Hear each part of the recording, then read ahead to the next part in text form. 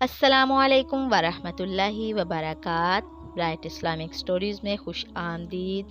میرے چینل کو سبسکرائب کر دیں۔ نبی کریم صلی اللہ علیہ وسلم سے پوچھا گیا، کون سی عورت سب سے اچھی ہے؟ آپ صلی اللہ علیہ وسلم نے ارشاد فرمایا، جو اپنے شوہر کو خوش کر دے جب بھی وہ اس پر نظر ڈالے، اور جو اطاعت کرے جب بھی وہ اس سے کسی کام کے لیے کہے، اور جو اپنی جان اور اپنے مال کے بارے میں ایسا کوئی رویہ اختیار نہ کرے جو اس کے شوہر کو ناپسند ہو۔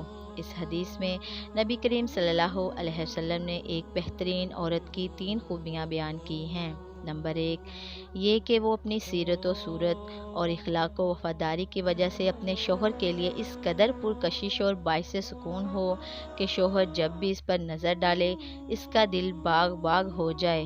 وہ اس پیکر و محبت کا مسرور چہرہ اور محبت بری نگاہیں دیکھ کر سارے غموں اور الجھنوں کو یکسر بھول جائے۔ شوہر کو یہ خوشی اور مسرت اسی وقت حاصل ہوگی جب اس کی بیوی ظاہر و باطن ہر اعتبار سے اس کے لیے وجہ سکون اور پرکشش ہو۔ اگر وہ صورت کے اعتبار سے تو چاند کو شرمائے، لیکن اخلاق، محبت اور وفاداری کے زیوروں سے آراستہ نہ ہو تو شوہر کو خوش نہیں کر سکتی۔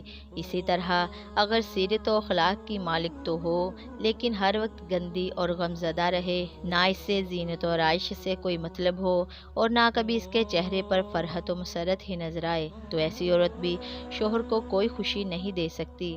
اسلام کی نظر میں سب سے اچھی عورت وہی ہے جو ظاہر و باطن ہر لحاظ سے شوہر کے لیے وجہ مسرت اور باعث سکون ہے۔ نمبر 2، سب سے اچھی عورت کی دوسری خوبی یہ ہے کہ وہ شوہر کی اطاعت گزار ہو۔ عورت کا فطری مقام یہی ہے کہ وہ شوہر کی اطاعت کرے اور گھریلو زندگی میں ہمیشہ شوہر کی رائے اور مرضی کو پیش نظر رکھے، بلکہ شوہر کی خوشی اور مرضی ہی اس کے لیے سب کچھ ہو۔ شوہر کا حکم پا کر کبھی اس کے ماتھے پر بل نہ آئے، بلکہ اطاعت اور فرما برداری میں وہ روحانی سرور اور دلی سکون محسوس کرے۔ نمبر 3، تیسری خوبی یہ ہے کہ وہ اپنی ذات کے معاملے میں کبھی ایسا رویہ اختیار نہ کرے جو شوہر کو ناگوار ہو۔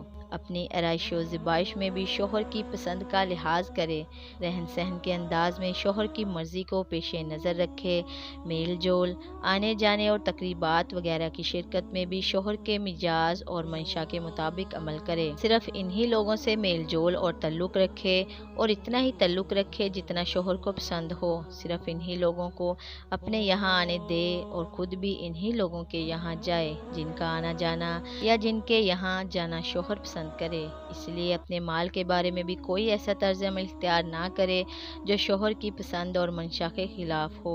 عورت کا اپنا مال وہ بھی ہے جو اپنے والدین کے یہاں سے جہیز لائی ہے، وہ بھی ہے جو ورثہ میں اس کو ملا ہے، اور وہ بھی ہے جو شوہر کے گھر کی ملکہ کی حیثیت سے شوہر نے اس کی نگرانی اور حفاظت میں دیا ہے۔ پس جو صالحہ عورتیں ہوتی ہیں وہ اطاعت شار ہوتی ہیں اور مردوں کے پیچھے خدا کی حفاظت و نگرانی میں ان کے حقوق کی حفاظت کرتی ہیں۔ ایسی ہی عورت کے بارے میں نبی کریم صلی اللہ علیہ وسلم نے ارشاد فرمایا، دنیا ساری کی ساری فائدہ اٹھانے کی چیز ہے، اور دنیا کی بہترین چیز نیک اور صالحہ خاتون ہے۔